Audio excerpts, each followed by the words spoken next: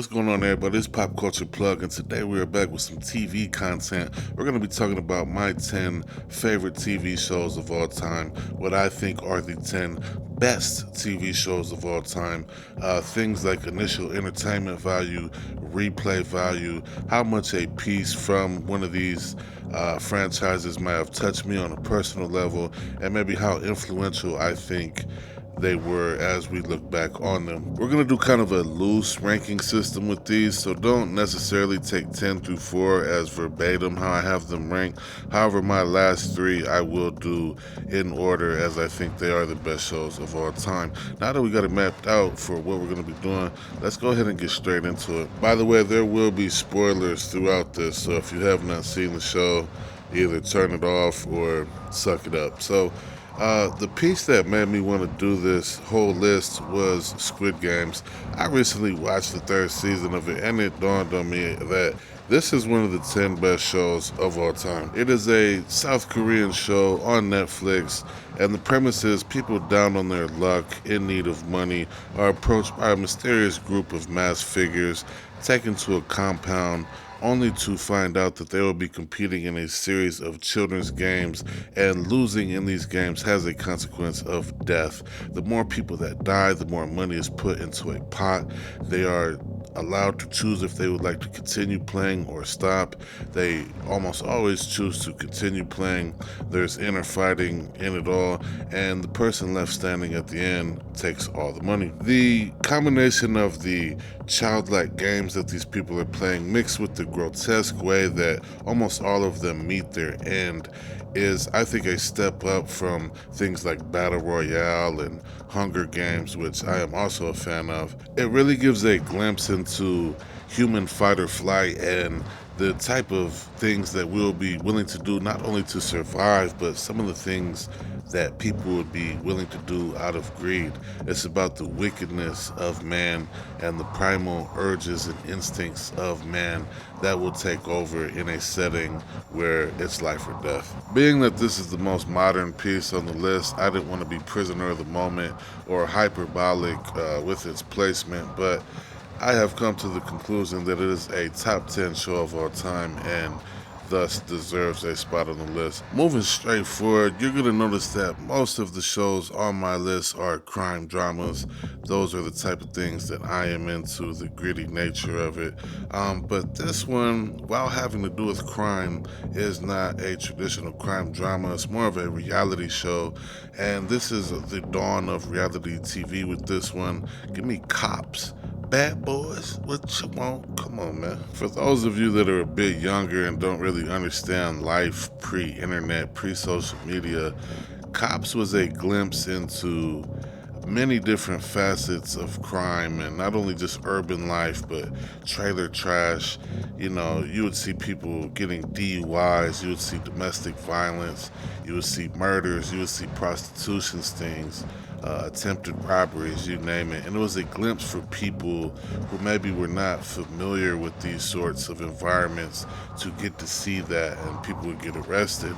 I remember one time there was a guy naked on PCP that fought 9 police officers at once and ran through a fucking solid fence. You know, it took 9 guys to take him down. The best way to describe this show is kind of internet culture, pre-internet culture. Imagine some of the things that you see on Instagram Reels or TikTok or YouTube, but instead you had to watch it at 8 p.m. on Fox. And yeah, there's been many spin-offs since then. It's influenced a lot of different ideas, but shout out to the OG Cops. Now, moving straight ahead, we have another crime drama, another fairly recent piece in Snowfall. Snowfall is loosely based on the life of drug kingpin Freeway Rick Ross, who was instrumental in introducing crack to the United States in the 1980s. In a very gritty and real way, this show goes into detail about how crack was introduced as a fun party drug, with neither its users or sellers fully understanding what would take place, the long-term and immediate effects that this drug would have on particularly urban communities, with the users not knowing how to handle the undying need to continue to do it, and the sellers not understanding the bloodbath that would take place over control of its manufacture and sale. The primary protagonist in this piece, Franklin Saint, reaches the very apex of this 1980s drug game, only to lose it all and end up a homeless, bitter alcoholic. It's a very real and gritty peek into some of the perils associated with street life. The best way I can describe the show for anyone that hasn't seen it, imagine a 90s hood movie like Boys in the Hood mixed with Breaking Bad. And John Singleton actually directed both Boys in the Hood and Snowfall. Rest in peace. Great piece. Moving straight forward, we're going to do something else that is not a crime drama, but very influential in its own right. A internet culture type of piece with Jackass. For those of you that are a bit younger, when we talk about pre-internet culture, that is internet culture, essentially what internet culture ended up becoming. Jackass is the epitome of that and the godfather of that, with a lot of the pranks that you see now, the dangerous stunts, all of that was blueprinted by Jackass. Jackass is up here for me, not only for personal entertainment value, but basically pioneering a whole genre of media. And while we had slapstick before that, this is not slapstick. This is slapstick on steroids. It is real. People are getting hurt.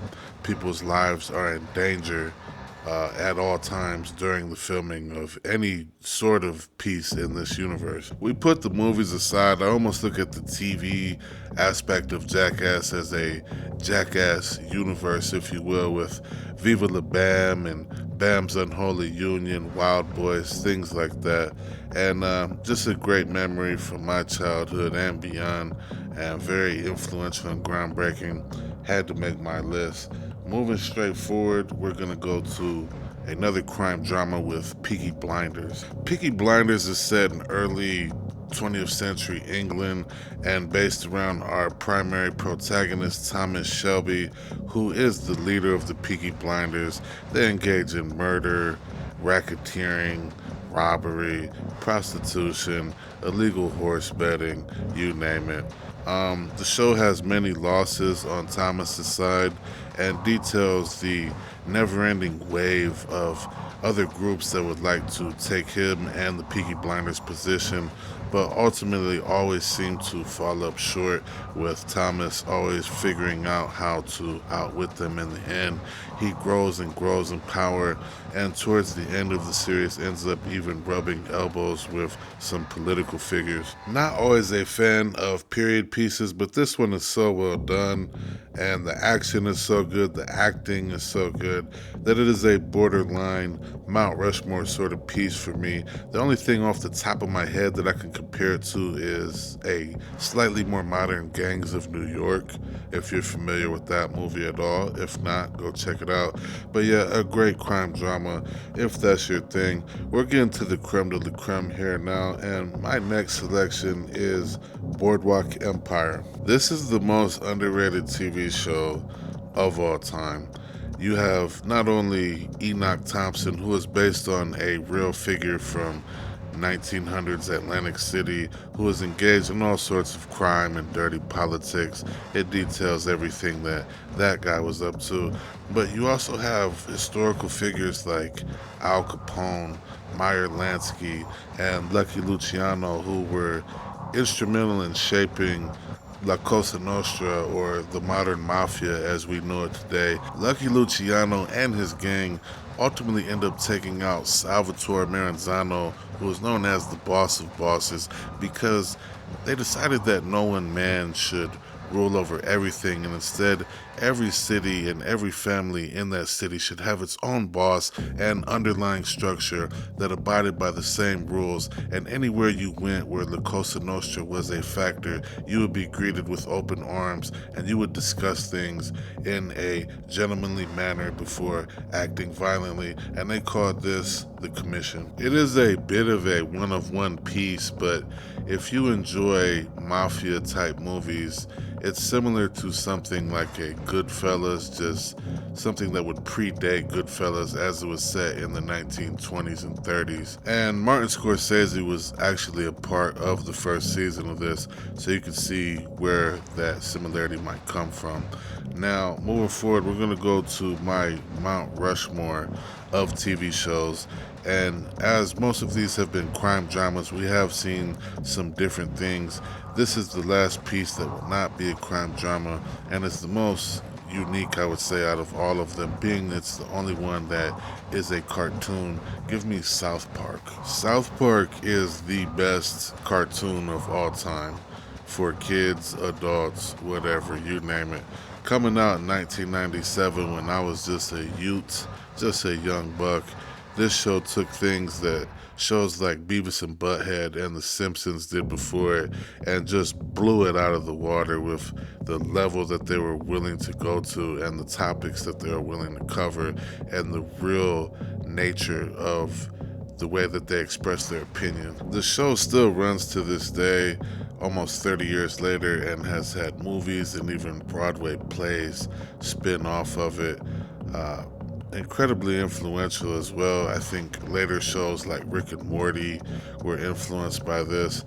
And though told through the eyes of 10-year-old boys, South Park has a piece in particular that touched me more than any piece of media has ever, any song, anything. They had a show called Asperger's. In this two-part episode, one of the characters, Stan, wakes up one morning and all of a sudden all the music that his friends like and that he used to like, all the shows, all the movies, all the food that everyone still seems to enjoy, all he sees is a giant pile of shit, literally and figuratively. And he is struggling with this until he finds the comforts of alcohol. He begins to drink alcohol and learns to have fun again, but then realizes that he cannot enjoy life without alcohol. Anyone that knows my personal story can understand why I would have a bit of a soft spot for that. Not here to get into that. But South Park, I mean, come on, man. Cartman, one of the most evil, twisted, funny, brilliant characters of all time in anything. Gotta love it. They even have video games with this franchise, man. Absolutely iconic. Had to have it. Now, moving forward with our last three shows here, I'm going to kind of name them all together because they are in a group. I think these are the three shows that set the bar and the precedent for crime drama and have not been topped to this day. They are influential to other shows on this list and many others that are not. And so we're going to name them all and then kind of tackle them individually, if that makes sense. But for my last three, I have Sopranos, The Wire, and Breaking Bad. Sopranos broke the mold for crime drama coming out in the late 20th century. It details the life of a crime family, a mafia family in New Jersey, with James Gandolfini playing the lead protagonist, Tony Soprano. It details his home life, his work life, if you'd like to call that, all the treachery, backstabbing, murder, and snake shit that happens in that work life associated with the mob, what he's doing extracurricularly outside of his marriage, and while trying to juggle all that, he bounces a lot of this off of a therapist. Now, I've heard from real mobsters that this would not be tolerated in real life, but for dramatic effect, it works.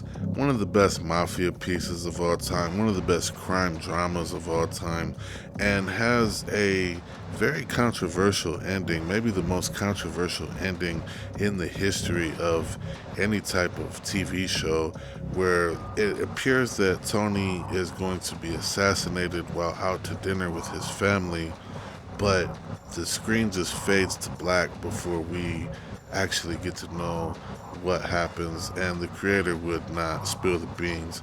So, yeah, really good show.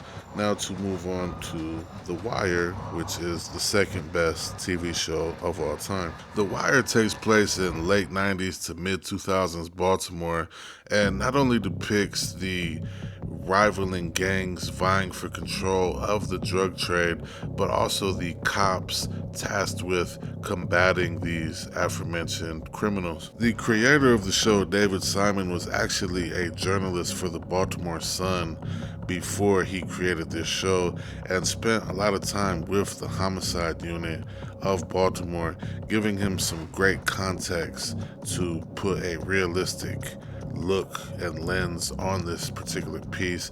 Also, they hired Felicia Snoop Pearson, who played a character called Snoop in this, who is a deadly assassin. She was from Baltimore and actually was charged with murder in her early teens in a self-defense case where a woman ended up dying. Not only did this show have real authentic Baltimore citizens acting and advising every step of the way, but they also had great actors such as Michael K. Williams depicting Marlowe, rest in peace, and one of the main drug pushers in this piece was played by Idris Elba. Two phenomenal actors, and the combination of the real raw, nasty nature of the drug trade and all the death and murder and deception involved in that, combined with the police side of it and all their personal lives and how that would affect their job, but all trying to come together to combat this hellstorm of heroin and murder that was going on in the show. And then later on, you also have the younger kids, and it shows them getting involved and can be a bit heartbreaking at times, showing the path that some of them end up taking, and shows the cyclical nature of some of these cities and their bad environments. The Wire is the most realistic and best piece of urban media in the history of television. That's why it comes in at my number 2 spot. And now, getting to my number 1, we have Breaking Bad. Unless you were born post 2005 or you've been under a rock for the past decade, then you should know about Breaking Bad and how iconic it is, and why I have it number 1 on my list. It follows Bryan Cranston's breakout character, Walter White, as he goes from a very overqualified and underappreciated high school chemistry teacher and eventually turns into a monster and a meth kingpin in Albuquerque, New Mexico. Accompanied by his former student and current partner in crime, Jesse Pinkman, played by Aaron Paul, these two find more twists and turns, go through more bullshit, and wreak more havoc than you could possibly imagine. Walter White's character arc is the widest and most drastic that we've maybe ever seen, going from this unassuming, soft-spoken pushover of a man to someone who eventually would end up disintegrating a child that his gang murdered in a vat of acid. If that is not enough for you, we also have Giancarlo Esposito's portrayal of Gus Fring, which is a top 5 villain of all time. This guy silently put on a hazmat suit and slit his employee's throat in front of Jesse and Walt just because the guy cooked some meth without permission. An absolute sociopath. We also have Bob Odenkirk's character, Saul Goodman, the criminal lawyer that will not only get his clients out of the precarious situations they find themselves in throughout the series, but also get himself in and out of these same types of situations and scenarios.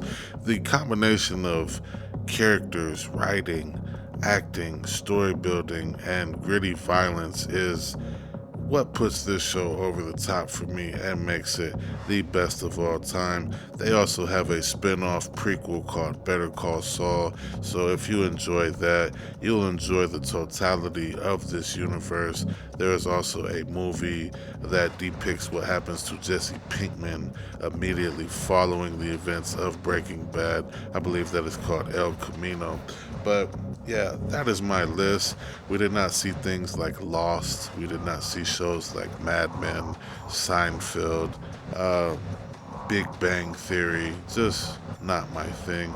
MASH, not my thing. Friends, whatever. Where do you think I messed up? What do I have too high? What do you agree with? Let me know. What type of content would you like to see next? We do everything here at Pop Culture Plug. Make sure you like, comment, and subscribe. Quit being a lazy bitch. Just hit the button. Do it. Until next time, peace.